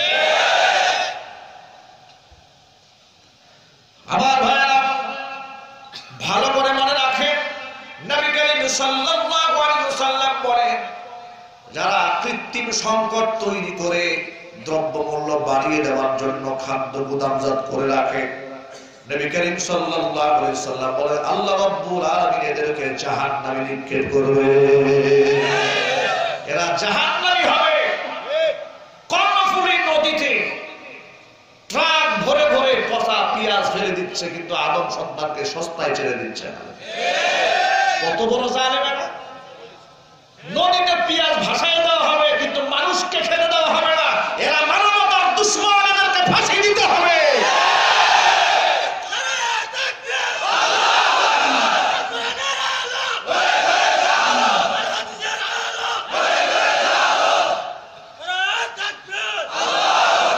বলা হয় ধরা যায় না, ট্রাক ভর্তি পেঁয়াজ কর্ণফুলী নদীর পারে গেল কেমনে? আকাশ দিয়ে উড়ে গেছে? বাতাসের সাথে মিলে গেছে? তাহলে এটা ধরা কেন অসম্ভব হবে? অসম্ভব বলতে কিচ্ছু না। ঠিক কিনা যদি বলুন? আল্লাহ পাক এই জাতিকে হেফাজত করেন, এই গজব থেকে জাতিকে উদ্ধার করেন। আরো যদি আল্লাহুম্মা আমিন। আমার বন্ধুগণ, যে কথা বলতে চাচ্ছিলাম, তাহলে সমস্ত অন্যায়ের বিরুদ্ধে আইনের দরকার আছে না নাই? আরো যদি বলেন। 18 বছর আগে বিবাহ দেওয়া যাবে না যেমন আইন আছে, অনুরূপ ভাবে যেখানে সেখানে অবৈধ প্রেম করা যাবে না, আইন করতে হবে। লিভ টুগেদার করা যাবে না। বিবাহ বহির্ভূত নারী পুরুষ একসাথে বসবাস করতে পারবে না। ধরা পড়লে এদেরকে যাবজ্জীবন কারাদণ্ড দিতে হবে। এরকম আইন যদি না করা হয় তাহলে দেশ ভালো হবে না। ঠিক কিনা? আল্লাহর আইন তো অনেক করাই গেল, ঠিক না? আল্লাহর আইন কি দেশে আছে? না, আল্লাহর আইন দেশে চলে না। আল্লাহর আইন হচ্ছে বিবাহিত নারী পুরুষ যদি জিনা করে, লিভ টুগেদার করে, এদেরকে কতল করা হবে, হত্যা করা হবে। অবিবাহিত যদি হয় তাহলে এদেরকে দূররা মারা হবে। এটা আল্লাহ পাকের আইন। এই আইন যদি সমাজে বাস্তবায়িত হয় তাহলে লিভ টুগেদার থাকবে না, জেনাকার খুঁজে পাওয়া যাবে না। এমনকি যারা অনলাইনের মাধ্যমে, ইউটিউবের মাধ্যমে যারা এই সমস্ত অপসংস্কৃতি মানুষের মধ্যে সয়লাব করে দেয়, তারা এগুলো করতে সাহস পাবে না। দেশের যুবকদের চরিত্র ভালো হবে, নারীদের পর্দা সম্পর্ক রক্ষা পাবে, নারীরা নিরাপত্তার সাথে রাস্তায় চলতে পারবে। আমার যুবক ভাইয়েরা, মা বোনেরা, আল্লাহ নবী সাল্লাল্লাহু আলাইহি সাল্লাম ১৫০০ বছর আগে বলেছেন, কিয়ামতের আগে সমাজের মধ্যে অবৈধ জারজ সন্তানের সংখ্যা দিন দিন বেড়েই যাবে। আজকে সমাজের দিকে তাকালে সেই চিত্রখানায় দেখা যায়। আল্লাহ পাক এই গজব থেকে হেফাজত করেন। এখানে অনেক গার্জিয়ানেরা এসেছে। আমি বিনয়ের সাথে আপনাদেরকে নসিহত করে দুটো কথা বলছি। যারা মেয়ের বাবারা এখানে আছেন, মেয়ের ভাইরা আছেন, একটা কথা মনে রাখবেন, ইমাম সাহেব, খতিব সাহেব বয়ান করলেন, আপনি এক কান দিয়ে শুনে আরেক কান দিয়ে বের করে দিলেন। বাড়িতে চলে গেলেন, মেয়েকে একটা জিন্সের প্যান্ট কিনে দিলেন, একটা গেঞ্জি টি শার্ট কিনে দিলেন। মা, তুমি যাও আমেরিকান স্টাইলে এবার গিয়া রাস্তাঘাটে ঘুরে বেড়াও। আপনি আপনার মেয়েটাকে এই অবস্থায় ছেড়ে দিলেন। আপনি কেমন বাবা? বাবা হওয়ার পরে যে নিজে তার মেয়ের সতীত্বের গ্যারান্টি দিতে পারে না, বাবা হওয়ার পরে অসংখ্য অগণিত লম্পটের কুদৃষ্টি থেকে নিজের মেয়েকে যে হেফাজতে রাখতে পারে না, সে বাবা নামের কলঙ্ক। স্বামী হওয়ার পরে যে স্বামী তার স্ত্রীকে পর পুরুষের কুদৃষ্টি থেকে বাঁচাবার প্রচেষ্টা চালায় না, সে অবশ্যই স্বামী হিসেবে অযোগ্য স্বামী, কুলাঙ্গার স্বামী। কথা বলে ঠিক না? এই কুলাঙ্গার স্বামীদের ঠিকানা হচ্ছে জাহান্নামের আগুন। রাসূল পাক সাল্লাল্লাহু আলাইহি ওয়াসাল্লাম এদেরকে দাইয়ুস বলেছেন। বিশ্বনবী সাল্লাল্লাহু আলাইহি ওয়াসাল্লাম বলেন, সালাসাতুন ক্বাদ হারামাল্লাহু আলাইহিমুল জান্নাহ, তিন শ্রেণীর মানুষের জন্য আল্লাহ পাক জান্নাতকে হারাম করে দিয়েছেন। এক নাম্বার হচ্ছে মুদমিনুল খামর, যারা মদ পান করে, এদের জন্য জান্নাত হারাম। দুই নাম্বার হচ্ছে পিতামাতার অবাধ্য সন্তান, তাদের জন্য জান্নাত হারাম। তিন নাম্বার হচ্ছে ওয়াদাইয়ুসুল্লাযী ইউকিদু ফি আহলিহিল খাবাসা, নিজের পরিবারের মধ্যে অশ্লীলতা জিয়ায় রাখে, অশ্লীলতা ধ্বংস করে না, বরদাস্ত করে যায়, সাপোর্ট দিয়ে যায়। এই দাইয়ুস পুরুষের ঠিকানা হবে জাহান্নাম। আমরা কি জাহান্নামী হতে চাই? জাহান্নামী হতে চাই? আমার মেয়ে বেপরদায় রাস্তায় চলবে না, আমার বোন বেপরদায় রাস্তায় চলবে না, আমার মা বেপরদায় রাস্তায় চলবে না, আমার স্ত্রী গায়ে হলুদের অনুষ্ঠানে পার্লারে সেজে গুজে অংশগ্রহণ করবে না। কারণ যদি পুরুষত্ব থাকে, লজ্জাবোধ থাকে, শরম থাকে, নিজের বউটাকে সাজিয়ে গুজিয়ে হাজার হাজার পুরুষের লোলুপ দৃষ্টির সামনে পড়ার জন্য সাজিয়ে গুজে ছেড়ে দিতে পারবে। বেহায়া স্বামী পহেলা বৈশাখে বউকে ছেড়ে দিয়েছে, যাও গোলাপ ফুল মাথায় ঘুরে বেড়া। এমন স্বামীর কপালে জুতা পিটা করা দরকার। সমাজকে নষ্ট করে। বলে দেহ আমার, সিদ্ধান্ত আমার। এটা হুজুররা বলার কি? নাউযু বিল্লাহি মিন যালিক, আস্তাগফিরুল্লাহ আলাইহি রাসূল। কত বড় নালায়েক, কত বড় কুলাঙ্গার হলে এমন বাজে কথা বলতে পারে। এগুলো হচ্ছে সামাজিক ভাইরাস, এগুলো হচ্ছে সামাজিক ক্যান্সার। মাইকের আওয়াজ বাহিরে যাচ্ছে, আমি মা বোনদেরকে একটুখানি নসিহত করে দিতে চাই। মা বোনেরা, দুনিয়ার মধ্যে আদর্শের দিক থেকে, চাল চলনের দিক থেকে আপনি যাকে আদর্শ এবং মডেল মনে করবেন, যার মহব্বত কলিজার মধ্যে ধারণ করবেন, মান তাশাব্বাহা বিকওমিন ফাহুয়া মিনহুম, যে জাতিকে ফলো করবেন, যার সাদৃশ্য অবলম্বন করবেন, হুজুর বলেছেন সে ব্যক্তি তারই দলভুক্ত হবে, তার সাথেই তারা হাসর হবে। যারা সিনেমার নায়িকাদের আদর্শ গ্রহণ করে, দুশ্চরিত্রা লম্পট নায়িকাদের সাথে দুজকে যেতে হবে, কারণ তাদের চরিত্রের কোনো বালাই নাই। ওরা নিজেরাও জাহান্নামের আগুনে পূর্বে জ্বলবে এবং সাথে সাথে লক্ষ লক্ষ মানুষকে সাথে নিয়ে জাহান্নামে যাবে। কথা বলো না, ঠিক কিনা? এই সমস্ত সিনেমার নায়ক নায়িকা, এদের কোনো চরিত্র আছে? যদি বলেন আমি এই কথা কেন বললাম, মাঝে মাঝে দেখি অনলাইনে যারা সামাজিক যোগাযোগ মাধ্যম ফেসবুক ব্যবহার করে, বিভিন্ন নায়িকার প্রশংসা করে কমেন্টস লেখে, পোস্ট লেখে যে আপা আপনি তো দেশের ভবিষ্যৎ, আপনার জন্য আমার দিল কান্দে, প্রাণ কান্দে, উজাড় হয়ে যায়। মুসলমানের সন্তান কুলাঙ্গা, একটা নষ্টা ভ্রষ্টা দেহ ব্যবসায়ী পরিতার জন্য তোমার কলিজা কান্দে। কথা বলেন ঠিক কিনা? ওরা রূপ যৌবন বিক্রি করে খায়, এদের কোন চরিত্র আছে? মুহাম্মদ সাল্লাল্লাহু আলাইহি সাল্লামকে গালমন্দ করলো, তোমার কোনো পোস্ট নাই, তোমার কোনো প্রতিবাদ নাই। কোরআনকে ব্যঙ্গ করলো, তোমার কোনো পোস্ট নাই, প্রতিবাদ নাই। আমার আল্লাহকে গালি দিল, তোমার কোনো প্রতিবাদ নাই। তোমাকে কে মুসলমান বলেছে? ঠিক কি না? তোমাকে মুসলমান বললো কে? নিজেকে মুসলমান বলে জান্নাতের দারওয়ান বানাই ফেলেছে। প্রতিবাদের ভাষা সেই জায়গায় উঠাবেন, ইসলামের স্বার্থ যেখানে সংরক্ষণ হবে সেখানে প্রতিবাদের ভাষা আসবে। কোরআনের স্বার্থ যেখানে আছে, ইসলামের স্বার্থ যেখানে আছে, দ্বীনের স্বার্থ যেখানে আছে, সেখানে জবান বন্ধ থাকবে না, হাতের কলম বন্ধ থাকবে না। সব জায়গায় প্রতিবাদের দরকার আছে না নাই? আরো যদি বলতে হবে আছে না নাই? প্রতিবাদ মুখর যদি আমরা হতে পারি, তাহলে কাবা শরীফের উপর মূর্তি দিয়া ছবি দেওয়ার সাহস ফেসবুকের মধ্যে কোন দুর্বৃত্তকারের এই সাহস হবে না। সব জায়গায় আমরা এই কথা বলি, যুগ যুগ ধরে বলে এসেছেন আমাদের আকাবির যারা ছিলেন, তারাও বলেছেন, আমরাও বলি। সমস্যার তাল মিলিয়ে আমরা এ কথাই বলতে চাই, কে কোন দল করেন দেখতে চাই না, শুধু দেখতে চাই নবী বিদ্বেষী, কোরআন বিদ্বেষী, ইসলাম বিদ্বেষীর ফাঁসি দেখতে চাই। রাজি আছেন কারা? দুহাত দেখতে চাই।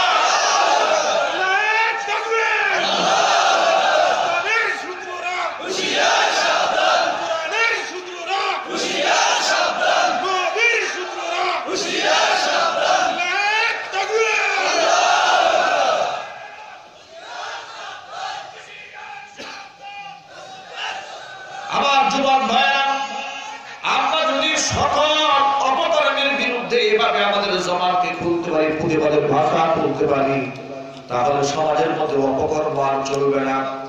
সমাজের মধ্যে গায়ে হলুদের নামে কোন প্রকারের অশ্লীলতা চলতে দেওয়া হবে না। কথা বলেন ঠিক কিনা? কথা বলেন ঠিক কিনা? গায়ে হলুদের নামে সারা রাত বড় বড় ডেস্কের মধ্যে গান বাজাচ্ছে, পাশের মানুষ ঘুমাতেও পারছে না। আছে না বাস্তবতা? আছে। কে দিল ওকে অন্যের ঘুম নষ্ট করার পারমিশন? সারা রাত ধরে লাফালাফি করছে, আর এর দ্বারা কি হচ্ছে? অবৈধ সন্তানের জন্ম হচ্ছে। আমার মেয়ে, আমার স্ত্রী, আমার বোন রাস্তাঘাটে পর পুরুষের লোলুপ্য দৃষ্টির শিকার হবে। আমরা কেউ চাই না, যদি বলুন ঠিক কিনা? যদি না চায়, আজকে থেকে আজকের এই বয়ানের পর থেকে নিজের মা, নিজের বোন, নিজের স্ত্রীকে পরিপূর্ণ শরীয়তের পর্দার মধ্যে আনতে চাই। রাজি আছে? আল্লাহ যেন কবুল করে, যদি বলেন আল্লাহুম্মা আমিন। শরীয়তের খাস পর্দার মধ্যে নিয়ে আসতে হবে। তারা যখন রাস্তায় বের হবে, এমন পোশাকে বের হবে পরপুরুষের দৃষ্টি যেন তার উপর গিয়ে না পড়ে। এতে করে তার দেহ পবিত্র থাকবে, তার আত্মা পবিত্র থাকবে, সে নিজে সেফ থাকবে। ঠিক কিনা? করা যাবে ইনশাআল্লাহ? নাকি মেয়েকে হাফ প্যান্ট পরায় ঘোরাবে? আমি গত মাসে কিশোরগঞ্জ যাচ্ছিলাম মাহফিলে। এমন সময় মাগরিবের নামাজের পরে ক্যান্টনমেন্ট, গাজীপুর ক্যান্টনমেন্ট পার হচ্ছে। এক বাবা তার মেয়েকে স্কুল থেকে রিসিভ করে নিয়ে যাচ্ছে। মেয়েটা আনুমানিক 13-14 বছর বয়স হবে। মেয়েটা হাফ প্যান্ট পরা, স্কার্ট পরা, এর স্কুল ড্রেস, হাফ প্যান্ট পরা। স্বাস্থ্য বাস্তব বেশ ভালো। মোটর সাইকেলের পেছনে উঠেছে, দু পাশ হয়ে দুই দিকে বসেছে। আমার সামনে সিটে মুসলিম টেলিভিশনের ক্যামেরাম্যান সামনের সিটে বসা। আমি এতটা প্রথমে খেয়াল করি নাই। কিছুক্ষণ পরে ড্রাইভারকে সে বলল, ড্রাইভার ভাই, গাড়িটা তাড়াতাড়ি এই মোটর সাইকেলটা ওভারটেক করেন। ইমান তো নষ্ট হয়ে গেল। আমি বললাম, কেন কি হয়েছে? হুজুর এত বড় মেয়ে হাফ প্যান্ট পরে আছে আর বাবা তাকে রিসিভ করে নিয়ে যাচ্ছে। আশ্চর্যের ব্যাপার, মেয়ে বড় হয়ে গেছে, বাবা মেয়েকে বড় মনে করছে না। তোমার মেয়ে ধর্ষিতা হবে না, কার মেয়ে ধর্ষিতা হবে? ধর্ষিতা হলে যুবকদের দোষ দাও, আগে নিজের চলকায় তেল ঢালো। কোন মেয়ে ধর্ষিতা হয়? সেই মেয়ে ধর্ষিতা হয় যে আধুনিকতার নামে নিজের দেহকে প্রদর্শনী করে। অধিকাংশ ক্ষেত্রে সেই মেয়েরাই ধর্ষিতা হয়। আপনি হয়তো প্রশ্ন করতে পারেন, মাঝে মাঝে 6-7 বছরের বাচ্চা ধর্ষিতা হয়, এই প্রশ্নের জবাব হচ্ছে, বাংলায় একটা কথা আছে, দুধের স্বাদ ভুলে বেটা। তোমরা দেহ প্রদর্শনী করে যৌন সুরসুরি দিয়ে মাথা নষ্ট করে রাখো এই লম্পটদের। ওরা হাতের কাছে তোমাদেরকে না পেয়ে এই নিষ্পাপ শিশুর উপর হামলা দেব। এই হচ্ছে তোমার প্রশ্নের জবাব। তুমি যে প্রতিনিয়ত মিডিয়াতে যৌন সুরসুরি দিয়ে যাচ্ছ, তুমি যে তোমার গায়ের মধ্যে উন্না না রেখে প্রতিনিয়ত যুবকদের চরিত্রকে ধ্বংসের দ্বার প্রান্তে পৌঁছে দিয়ে যাচ্ছ, ওদের দিমাগ, ওদের মন, ওদের মস্তিষ্ক, ওদের চিন্তা, ওদের চেতনা সব ধ্বংসের দ্বার প্রান্তে যখন চূড়ান্ত পর্যায়ে পৌঁছেছে, তখন কে 3 বছরের বালিকা, কে 5 বছরের বাচ্চা, কে 7 বছর, ওরা তখন এটাকে কম্পেয়ার করতে পারে না। এটাকে তখন কোনোভাবেই তারা বিচার করার যোগ্যতা পর্যন্ত হারিয়ে ফেলে। এই জন্য আল্লাহ সুবহানাহু ওয়া তাআলা এই লম্পট জিনাকারদের মৃত্যুদণ্ডের আইন করেছেন। নারীবাদীরা খালি চিৎকার করে, চেঁচামেচি করে, নারী অধিকারের নামে চিল্লায়, কিন্তু আজ পর্যন্ত নারীবাদীরা চিল্লাচিল্লি করে, চিৎকার চেঁচামেচি করে এই ধর্ষকের ফাঁসির রায়ের বিরুদ্ধে কথা বলতে সাহস পায় নাই।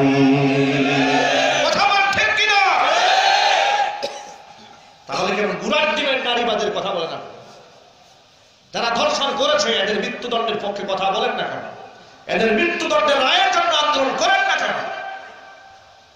এগুলো হচ্ছে আইওয়াশ, মানুষকে ধোঁকা দিয়ে বোকা বানিয়ে সংগঠনের প্রধান হয়ে বিভিন্ন দেশ থেকে অর্থনীতি সাপোর্ট পাওয়া, এই ছাড়া আর কোনো উদ্দেশ্য নেই। তোমাদের চালাকি আমরা বুঝি,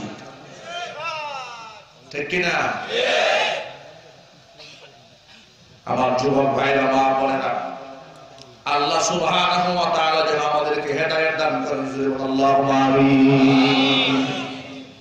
ভাইরা আমার এবার লক্ষ্য করেন, এই অবৈধ মেলামেশার কারণে অবৈধ সন্তানের জন্ম হয়, নাপাক সন্তানের জন্ম হয়। আর নাপাক সন্তান যেই সমাজে জন্ম হয় সেই সমাজে আল্লাহ পাকের কোনো রহমত থাকে না। এখন জিবরিল আলাইহিস সালাম হযরত মারিয়ামের গর্ভে যে বাচ্চা দেওয়ার জন্য এসেছেন, সেই বাচ্চা কি এরকম নাপাক? জোরে বলতে হবে, মোটেও নয়। দেখেন কোরআন বলছে, ইন্নামা আনা রাসূলু রাব্বিকি লিআহাবা লাকি গুলামান যাকিয়া। আমি এসেছি তোমার কাছে তোমাকে একটা আল্লাহর পক্ষ থেকে সন্তান উপহার দেওয়ার জন্য। তখন এই মারিয়াম বলছে, ক্বালাত আন্না ইয়াকুনু লি গুলামু ওয়া লাম ইয়ামসাসনি বাশারু ওয়া লাম আকু বাগিয়া। ও আল্লাহর ফেরেশতা, আমার সন্তান হবে কেমনে? কিভাবে আমার সন্তান হবে? লাম ইয়ামসাসনি বাশার, আজ পর্যন্ত কোন পুরুষ আমাকে স্পর্শ করেনি, মানে বৈধভাবে আমার তো বিবাহ হয়নি। ওয়ালাম আকু বাগিয়া, আর আমি জিনাকারও নই, আমি জিনাও করিনি। তাহলে আমার সন্তান কি করে হবে? তিনি বিস্ময় প্রকাশ করলেন। জিবরিল আলাইহিস সালাম জবাব দিয়ে বলছেন, ক্বালা কাযালিকি ক্বালা রাব্বুকি হুয়া আলাইয়া হাইয়ুন ওয়া লিনাজআলাহু আয়াতাল লিন-নাসি ওয়া রাহমাতান মিন্না ওয়া কানা আমরান মাকদিয়া। এভাবেই হবে, তোমার রব এভাবেই তোমার গর্ভে বাচ্চা সৃষ্টি করবে। তোমার রব আল্লাহ বলেছেন, এটা তো আমার কাছে খুবই একটা সামান্য ব্যাপার, হালকা বিষয়। ভাইরা আমার, আদম আলাইহিস সালাতু ওয়াস সালামকে, মা হাওয়া আলাইহা সালাতু ওয়াস সালামকে আল্লাহ পাক বিনা নমুনায় সৃষ্টি করেছেন, ঠিক কিনা? যে আল্লাহ বিনা নমুনায় সৃষ্টি করতে পারেন সে আল্লাহ মাতৃগর্ভে পিতার ঔরস দ্বারা সন্তান দিতে পারেন কিনা? ক্ষমতা আছে না নাই? আল্লাহ এটাই বলেন হুয়া আলাইয়া হাইয়িন। এটা তো আমার কাছে খুবই সাধারণ একটা বিষয়, তবে এই কাজটা আমি কেন করব? লিনাজআলাহু আয়াতাল লিন্নাস, এটা মানুষের জন্য একটা নিদর্শন বানাতে চাই। রাহমাতান মিন্না, এবং এটা আমার পক্ষ থেকে গজব না, এটা আমার পক্ষ থেকে একটা রহমত। ওয়া কানা আমরান মাকদিয়া, আর এই সিদ্ধান্ত নতুন করে গ্রহণ করা হয়নি, এই সিদ্ধান্তটা অনেক অনেক আগের চূড়ান্ত সিদ্ধান্ত। সুবহানাল্লাহ। জিবরীল আলাইহিস সালাতু সালাম হযরত মারিয়ামের হাতা ধরে, আস্তির জামার হাতা ধরে তিনি একটা ফু দিলেন। তার এই ফুৎকারটায় তার গর্ভে বাচ্চার সঞ্চার হয়ে গেল। একটা ফু দিয়েছেন, ফুয়ের গর্ভে বাচ্চা চলে আসছে। একটা কুমারী নারী পেটে বাচ্চা, বিষয়টা বোঝার চেষ্টা করেন কত পেরেশান তিনি হলেন। কোরআন বলছে ফাহাবালাতুহু ফান্তাবাদাত বিহি মাকানান কাসিয়া। এই বাচ্চাটা গর্ভে ধারণ করল মারিয়াম, অবিবাহিতা মেয়ে, কুমারী নারী, গর্ভে বাচ্চা ধারণ করে বাচ্চা যখন চলে এসেছে খুব পেরেশান হয়ে গেল। আর এই বাচ্চা নিয়ে আমি সমাজে মুখ দেখাবো কেমনে? এলাকার মানুষ আমাদেরকে কি বলবে? আমি তো মসজিদের খেদমত করি, মানুষ আমাকে জিনার অবাদ দিবে, মানুষ আমাকে খারাপ বলবে, আমাকে জঘন্য মনে করবে, পাপিষ্ঠ মনে করবে, পাপাচার মনে করবে।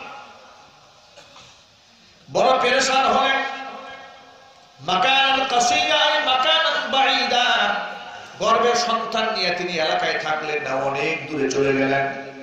তিনি বড় পেরেশান হয়ে গেলেন, আরে আমার এই বাচ্চার কি উপায় হবে, এটা নিয়ে আমি কই যাবো এখন? তিনি পেরেশান হয়ে গেলেন। কোরআন বলছে ফাআজাআল মাখাদু ইলা জিদইন নাখলা, আর এই বাচ্চা কিছুদিনের মধ্যেই প্রসব বেদনা শুরু হয়ে গেল, বাচ্চা দুনিয়াতে আসবে। সব অলৌকিক ঘটনা সব আল্লাহ ঘটাচ্ছেন। কে ঘটাচ্ছেন?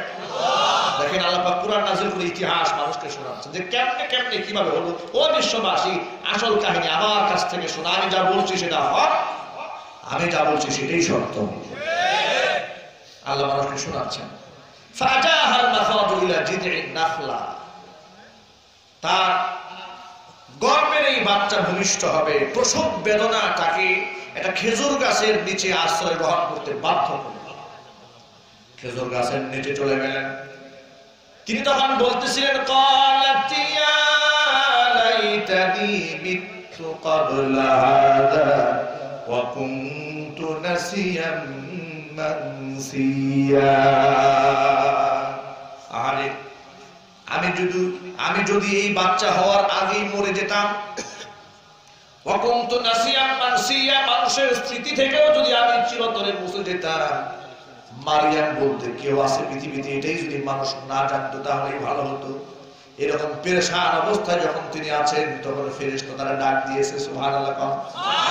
আল্লাহ পাক বলেন ফানাদাহা মিন তাহতিহা আল্লা তাহজানি قد جعل ربك تحتك سريا। ও মারিয়াম, আল্লাহ তাহজানি, তুমি ব্যথিত হইও না। সুবহানাল্লাহ। তুমি মনে কষ্ট পেও না। তুমি যেখানে আছো মরু প্রান্ত, সেখানে আল্লাহ সুবহানাহু ওয়া তাআলা মরুভূমিতে তোমার জন্য পানির নহর জারি করে দিয়েছে। তুমি শুধু নিদর্শন দেখতে থাকো আর মজা নিতে থাকো। তুমি যে গাছের নিচে বসে আছো, এই গাছটা একটা মরা গাছ। এই মরা গাছের বাঁধি ধরে তুমি টান দাও, দেখবা মরা গাছ জিন্দা হয়ে টাটকা তাজা খেজুর তোমাকে উপহার দেবে। ওয়াহুজ্জি ইলাইকি বিজিদইন নাখলাতি তুসাকিতু আলাইকি রুতবান জানিয়া। হুজ্জি ইলাইকি বিজিদইন নাখলা, খেজুর গাছের বাঁধিটা তোমার দিকে তুমি ঝুঁকাও, টান দাও, ঝাঁকি দাও। তুসাকিতু আলাইকি রুতবান জানিয়া, এই মরা খেজুর গাছ তোমাকে টাটকা টাটকা খেজুর উপহার দেবে। পানির ব্যবস্থা হয়ে গেল, খেজুর খাবার ব্যবস্থা হয়ে গেল। আল্লাহ পাক বলেন ফাকুলি ওয়াশরাবি ওয়া কররি আইনা, এবার তুমি খাও, পান করো, আর তোমার সন্তানের চেহারা দেখে দেখে দৃষ্টি ঠান্ডা বানাও, চক্ষু শীতল করো। অকারলি আয়না ফাইম্মা তারাইন্না মিনাল বাশারি আহাদা ফাকুলি ইন্নী নাযারতু লিররহমানি সাওমা ফালান নুকাল্লিমাল ইয়াওমা ইনসিয়া। এলাকায় যাওয়ার পরে যখন তুমি মানুষকে দেখতে পাবে, কাউকে তোমার চোখের সামনে দেখতে পাবে, ফাইম্মা তারাইন্না মিনাল বাশারি আহাদা, লোকেরা তোমার কাছে সন্তানের ব্যাপারে নানান কথা জিজ্ঞেস করবে, তখন তুমি ইশারা ইঙ্গিতে বলে দিবা, আমি আল্লাহর নামে মান্নত করেছি, আমি কারোর সাথে কথা বলতে পারবো না। আমাদের জন্য রোজার একটা বিধান আছে, সকাল থেকে সন্ধ্যা পর্যন্ত না খেয়ে থাকা, এটা এক ধরনের রোজা। তৎকালীন যুগে এমন রোজা ছিল কথা না বলার রোজা। আপনারা বলতে পারেন না খেয়ে থাকার রোজা সোজা নাকি কথা না বলার রোজা সোজা? না খেয়ে থাকার রোজা সোজা, কিন্তু কথা না বলে থাকার রোজা কিন্তু সোজা না। কথা কম ঠিক কিনা? কথা বলা যাবে না, এটা কেমন কথা বলে যে কোনো কথা বলা যাবে না, কথা বললেই রোজা শেষ। এই কাজটা, এই রোজাটা মহিলাদের জন্য খুব সোজা, ঠিক না? খুব সোজা, কলিজা ফেটে মরেও যেতে পারে কথা না বলতে পারে। ভাইরা কষ্ট হচ্ছে আপনাদের? চলবে কিছুক্ষণ? সারা চলবে? ঠিক আছে, আপনি সারা থাকেন, আমি চলে যাবো একটু পরে। কতক্ষণ থাকেন? রাত 12:30 বেজে গেছে, আর অল্প সময়ের মধ্যে ইনশাআল্লাহ আমরা আলোচনা গুছিয়ে ফেলবো। আমরা বলি ইনশাআল্লাহ। গত বছর আপনাদের এই মাহফিলে 23শে নভেম্বর রোজ শুক্রবার আমার ছেলে আব্দুর রহমান আল আদিলের জন্ম হয়েছিল। আমি স্টেজে আসার আগ মুহূর্তে সংবাদ শুনতে পেলাম আমার ছেলে দুনিয়াতে এসেছে। আমি সেদিন আনন্দিতই ছিলাম, আবার শারীরিকভাবে অসুস্থও ছিলাম, কিন্তু মানসিকভাবে আমার মধ্যে একটা ব্যাকুলতা কাজ করছিল যে কখন গিয়ে সন্তানকে দেখব। এই জন্য লম্বা কথা আমি গত বছর বলতে পারিনি। আপনাদের সামনে ওয়াদা ছিল, আল্লাহ যদি শেফা দান করেন ইনশাআল্লাহ পরবর্তী বছর হায়াত দারাজ করে লম্বা সময় কথা বলবো। আমি কিন্তু আমার ওয়াদা পূরণ করেছি। আমি কিন্তু ঠান্ডা মাথায় কথা বলি, তারা হলে আছে না? আলহামদুলিল্লাহ। আমি যেখানে মাহফিল করি ঠান্ডা মাথায় কথা বলার চেষ্টা করি, গরম মাথায় আমি ওয়াজ করি না, কারণ গরম মাথার কথা যে বলে সে নিজেও বুঝে না, যারা বোঝায় সে আরো বোঝে না। এই জন্য আমি ঠান্ডা মাথায় কথা বলি, ধীরে ধীরে কথা বলি, যাতে আপনাদের বুঝতে সহজ হয়। আল্লাহ কবুল করুন। ভাইরা, তৎকালীন যুগে এটা একটা রোজার সিস্টেম ছিল, কথা না বলার রোজা। বড় কঠিন রোজা এটা। তা আল্লাহ সুবহানাহু ওয়া তাআলা মারিয়ামকে শিখাই দিলেন, মারিয়াম যখন কাউকে দেখবা তখন বলবা, ইশারায় বলে দিবা যে আমি, ইশারায় বলে দিবা আমি মানবাস করছি আল্লাহর নামে, আমি কারোর সাথে কথা বলবো না। আল্লাহ পাক বলছেন, দেখেন আল্লাহ পাক বলেন, ফাতাত বিহি কওমাহা তাহমিলুহু ক্বালু ইয়া মারইয়াম লাকাদ জিইতি শাইআন ফারিয়া। বাচ্চাকে সাথে নিয়ে নবজাত সন্তানকে নিয়ে যখন মারিয়াম এলাকার মধ্যে এলো, এলাকাবাসীরা বলল, মারিয়াম তুমি তো জঘন্য অন্যায় করেছ, মারাত্মক গভীর কাজ করে ফেলেছ, তোমার বিয়ে হয় নাই, বাচ্চা আবার চলে আসছে, এই জঘন্য পাপ তুমি করলে। ইয়া উখতা হারুন, হে হারুনের বোন, মা কানা আবুকি মুরাসাওয়ি ওয়া মা কানাত উম্মুকি বাগিয়া, তোমার বাবা কোনো খারাপ মানুষ ছিল না, তোমার মাও কোনো জিনাকার মহিলা ছিলেন না, তাহলে তুমি এরকম মহিলা কেন? দেখবেন সন্তান যদি খারাপ হয় তখন লোকেরা বলে যদি বাপ মা ভালো থাকে বলে যে বাপ মা তো ভালো ছিল, এটা শয়তান এসে কেন এত, ঠিক কি না? আর কি বাপ মা খারাপ থাকে, যেমন বাপ তেমন সন্তান, যেমন মা তেমন সন্তান, এরকম মা সহ গালি খায়। আর যদি মা ভালো হয় আর সন্তানটা ভালো হয়, মা যদি ভালো নাও হয় সন্তান যদি ভালো হয়, তো বলে গোবরে পদ্ম ফুল ফুটছে রে, ঠিক কি না? আর উভয় যদি ভালো হয় বলে আহা কি সুন্দর নিয়ামত, যেমন মা যেমন সন্তান। সুবহানাল্লাহ। আমি এই প্রসঙ্গে ছোট্ট করে আপনাদেরকে বলে দিচ্ছি, আপনারা সারা জীবন মানুষের দোয়া পাবেন একটা কাজ করলে। আমি কি সেই কাজটা বলে দেব? যত মানুষ এখানে এসেছেন সবাই নিয়ত করেন সন্তানদেরকে আলেম এবং হাফেজ বানাবেন। দেখেছেন আপনাদের কত আগ্রহ, আলহামদুলিল্লাহ। আপনারা হাত উত্তোলন করেছেন, এর মানে আমি বলিও নি, কিন্তু আপনারা উত্তোলন করে ফেলেছেন। এই যে মোহাব্বত আল্লাহ যেন কবুল করেন। কেন বলি শুনেন, এই বাংলাদেশ থেকে সব জ্ঞানে আমার জানা মতে এমন কত মহিলা আমাকে ফোন করে বলেছে, যে মায়ের গর্ভে আপনি দুনিয়াতে এসেছেন সে মাটাকে দেখার আমাদের খুব আগ্রহ। এমনও মানুষ বলেছে যে আপনার মায়ের পা ধোয়া পানি যদি মাথায় ঢালতে পারতাম নিজেকে ধন্য মনে করতাম। পৃথিবীর কোন এমপি, মন্ত্রী, প্রধানমন্ত্রী, ব্যারিস্টারের সন্তানের জন্য তার বাপ মা এত দোয়া পায় না। আমি তখন মনে মনে ভাবলাম এই দোয়াটা এসেছে একমাত্র কোরআনের কারণে।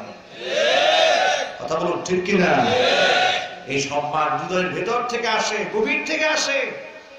এই যে আপনারা মহব্বত করে ভালোবাসে, এটা এমনিতেই হয় না, এটা আল্লাহর পক্ষ থেকে ফয়সালা। এটা হিংসা করে, মারামারি করে, কাটাকাটি করে এই ইজ্জত কমায় নেওয়া যায় না। কারণ হচ্ছে আল্লাহ যদি কাউকে ভালোবাসেন তখন আসমানে জিবরিল ফেরেশতাকে ডাকে। জিবরিল ফেরেশতাকে ডাকতে বলে, জিবরাইল জমিনের অমুক ব্যক্তিকে আমি আল্লাহ ভালোবাসি, তুমিও তারে ভালোবাসো। জিবরাইল তাকে ভালোবাসে। জিবরিল আলাইহিস সালাতু ওয়াস সালাম গোটা আসমানের সমস্ত ফেরেশতাদের মধ্যে এলান করে বলে, ও ফেরেশতারা শোনো, আল্লাহ রাব্বুল আলামিন ওই ব্যক্তিকে ভালোবাসে, পৃথিবীর তোমরাও তারে ভালোবাসো। তখন সমস্ত ফেরেশতারা ওই ব্যক্তির মহব্বত করে। আর সমস্ত ফেরেশতারা আল্লাহ সুবহানাহু ওয়া তাআলা জিবরিল সহ যাকে মহব্বত করে, আল্লাহ পাক বলেন গোটা দুনিয়ার মানুষের কলিজার মধ্যে আল্লাহ পাক সেই মহব্বতের আসর সৃষ্টি করে দেয়। এইজন্য দোয়া পাওয়ার একটা বড় আমল এটা। যে আপনি আপনার সন্তানকে কোরআনের খাদেম বানান, আপনি আপনার সন্তানকে হাফেজ কোরআন বানান, আলেম দ্বীন বানান। দোয়া আপনার চাইতে হবে না। আপনি দোয়া চাওয়ার আগে লক্ষ লক্ষ মানুষ চোখের পানি ছেড়ে আপনার জন্য, আপনার সন্তানের জন্য দোয়া করবে। আল্লাহ পাক যেন কবুল করে, জরুর আল্লাহুম্মা আমিন। আর সন্তান যদি খারাপ হয় তখন বলে কত কপাল, এই কেমন মায়ের সন্তান এটা, বাপ মা যেমন খারাপ সন্তানও খারাপ, ঠিক না? এই কথাটা এখানে লেখা আছে। এলাকার লোকেরা বলছে, মা কানা আবুকি মারআ সাউইন, তোমার বাবা তো খারাপ ছিল না। ওমা কানা উম্মুকি বাগিয়া ও মারিয়াম, তোমার মাও তো জিনাকার ছিলেন না, তুমি কাজটা করলা কেমনে? এই ছিল এলাকাবাসীর প্রশ্ন। আল্লাহ সুবহানাহু ওয়া তাআলা বলেন, ফাশারাত ইলাইহি, তখন এই মহিলা, এই আমার বান্দি মারিয়াম ছোট্ট বাচ্চার দিকে ইঙ্গিত করে বলে, ওই এলাকার মানুষেরা তোমাদের কোন প্রশ্নের জবাব আমি মারিয়াম দেব না, কারণ আমি আল্লাহর নামে মান্নত করেছি, আমি কোনো কথা বলবো না। এই যে বাচ্চা, তোমাদের যত প্রশ্ন আছে বাচ্চার কাছে করো, আমার নবজাতক শিশু সব প্রশ্নের জবাব দিয়ে দিবে। এলাকার মানুষরা অবাক হয়ে গেল, এই মারিয়াম বলে কি, পাগল নাকি মহিলা? তারা বলেই ফেলল, ক্বালু কাইফা নুকাল্লিমু মান কানা ফিল মাহদি সাবিয়্যা। ও মারিয়াম, দোলনায় দোল খায় যে শিশু, ওই শিশুর সাথে আমরা কিভাবে কথা বলবো? এটাই ছিল এলাকার মানুষের বক্তব্য।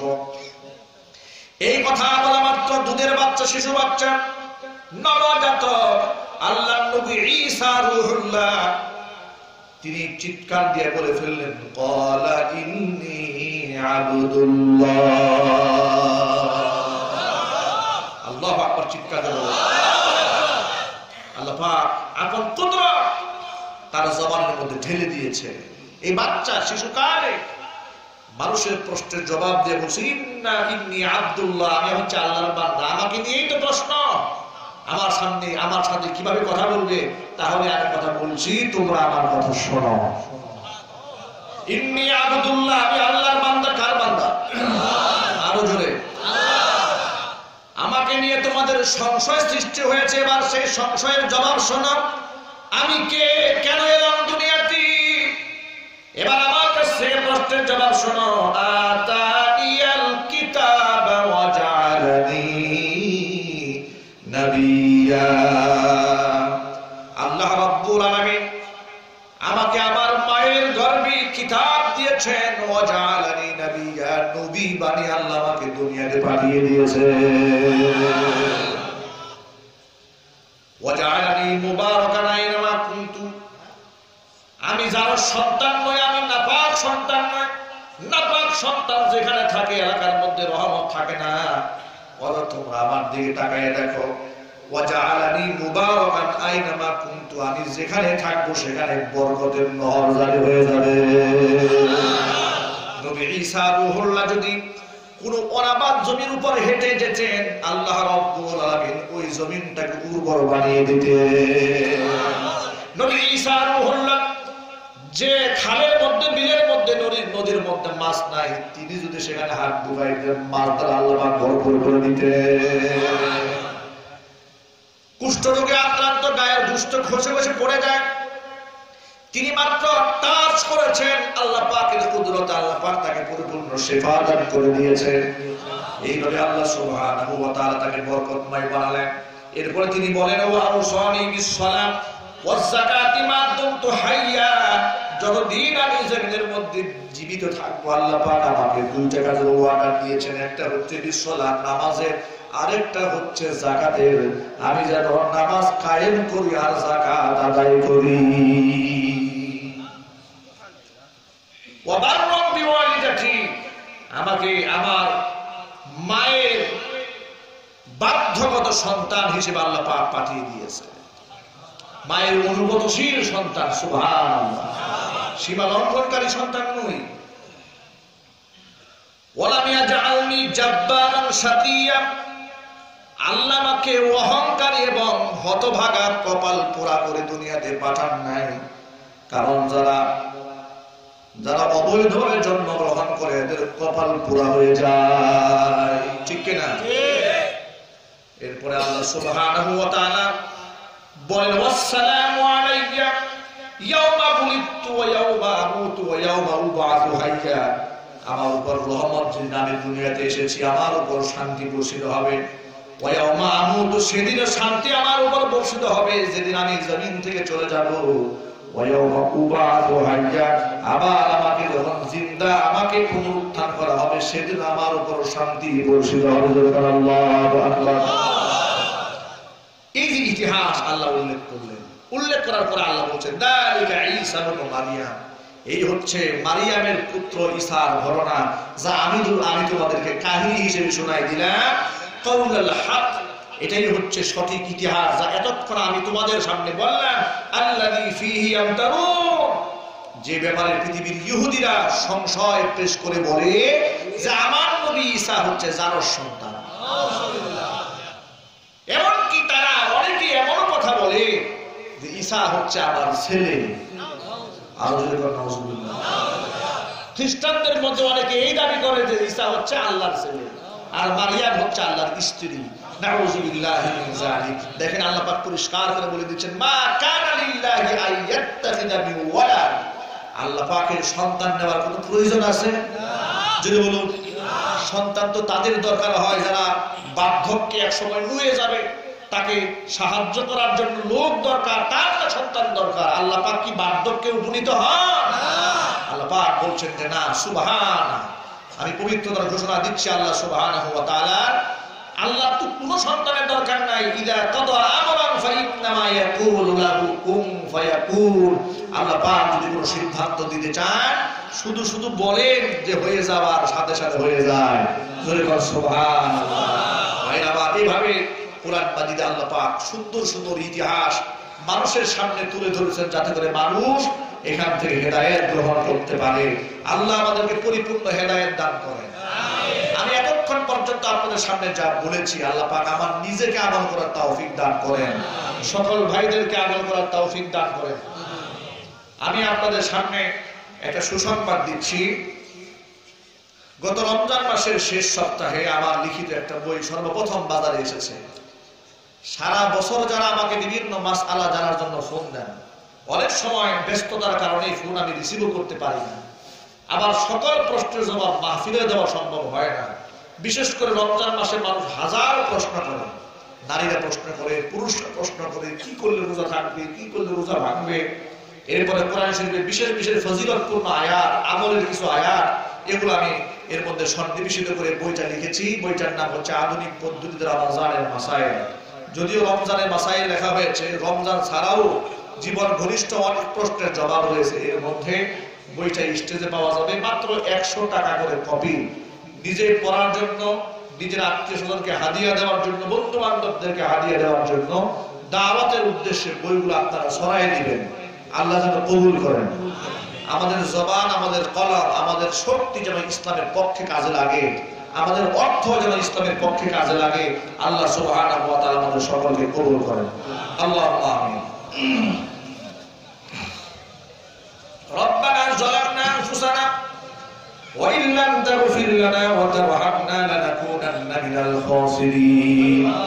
রব্বানা লা তুযিগ কুলুবানা বা'দা ইয হাদাইতানা ওয়া হাব লানা মিন লাদুনকা রাহমাতান ইন্নাকা আনতাল ওয়াহ্হাব। আল্লাহ তাআলা উত্তরখাইপুর এলাকাবাসী ও গার্মেন্টস শ্রমিকদের উদ্যোগে আয়োজিত বার্ষিক ওয়াজ মাহফিল অর্ধ রজনী পার হয়ে গেছে, গভীর রাত এখন। কোরআন সুন্নাহ নিয়ে আলোচনা করে বড় আশা নিয়ে তোমার শাহী দরবারে হাত দোকানা বাড়িয়ে দিয়েছি। মেহেরবানি করে আলোচনার ভুল বিয়াদবি ক্ষমা করে সওয়াবের হাদিয়াটুকু কবুল করে মঞ্জুর করে সোনার মদিনায় নবী পাকের রওজা মুবারকে পৌঁছে দাও। तमाम পৃথিবীর মাটির নিচে যত মুমিন মুমিনাত, মুসলিমিন মুসলিমাত চির বিদায় হয়ে চলে গেছেন, তাদের আরওয়াহের উপর সওয়াবের হাদিয়াগুলো পৌঁছে দাও। আমাদের মা বাপ যাদের দুনিয়ার জমিন থেকে চলে গেছেন, মা বাবার কবরগুলোকে জান্নাতের টুকরায় পরিণত করে দাও। আত্মীয় স্বজন যারা অন্ধকার কবরে চলে গেছেন, কবর আযাবকে মাফ করে দাও। যাদের পিতা মাতা বেঁচে আছেন, হায়াতে তৈয়বা নসিব করে দাও। আল্লাহ তাআলা টাকা দিয়ে, পয়সা দিয়ে, বুদ্ধি দিয়ে, শ্রম দিয়ে, সময় দিয়ে জান্নাতের বাগান যারা সাজিয়েছেন, আর দূর দারাজ থেকে শোনার জন্য যারা এসেছেন, কাউকে তুমি খালি হাতে ফিরিয়ে দিও না, সকলকে বেগুনা মাসুম বানিয়ে দাও। আল্লাহ তাআলা দ্বীনের পথে চলা, দ্বীনের কথা বলা আমাদের সকলের জন্য সহজ বানিয়ে দাও। আমাদের সকল ভাইদেরকে, আমাদেরকে 5 ওয়াক্ত নামাজি হিসেবে কবুল করে নাও, তাহাজ্জুদ গুজারি হিসেবে কবুল করে নাও। আমার মা বোনরা বয়ান শুনেছেন, মা বোনদের মাফ করে দাও। নিঃসন্তানী মাকে সন্তান দান করো। স্বামী স্ত্রীর মধ্যে যদি মহব্বত না থাকে, মেহেরবানি করে মহব্বত পয়দা করে দাও। আল্লাহ তাআলা তোমার শাহী দরবারে দরখাস্ত জানায়, আমাদের সন্তানদেরকে 30 পারা কোরআনের হাফেজ বানিয়ে দাও। হক্কানে আলিম হওয়ার তৌফিক দান করো, দাঈ ইলাল্লাহ বানিয়ে দাও। আল্লাহ তাআলা দ্বীনের পক্ষে আমাদের সকলকে বলিষ্ঠ ভূমিকা রাখার জন্য তৌফিক দান করো। আল্লাহ শ্রমিক ভাইরা মাহফিল আয়োজন করেছেন, তাদের শ্রমকে কবুল করে নাও, তাদের অর্থনীতিকে কবুল করে নাও, তাদের কামাই রুজির মধ্যে ভরপুর বরকত দান করে দাও। যারা সহযোগিতা করেছেন আল্লাহ তাদেরকে তুমি মাফ করে দাও। যে মাটিতে, যে জমিনের মধ্যে আজকে বয়ান হয়েছে, এই জমির মালিককে তুমি কবুল করে নাও। দ্বীনের জন্য আরো ভূমিকা রাখার জন্য তৌফিক নসিব করে দাও। রব্বিরহামহুমা কামা রাব্বায়ানি সগীরা তাকাব্বাল মিন্না ইন্নাকা আনতাস সামিউল আলিম ওয়া তুব আলাইনা ইন্নাকা আনতাত তাওয়াবুর রহিম। সুবহান রাব্বিকা রাব্বিল ইজ্জাতি আম্মা ইয়াসিফুন ওয়া সালামুন আলাল মুরসালিন والحمد لله رب العالمين واجعل آخر كلمتنا عند الموت لا إله إلا الله محمد رسول الله.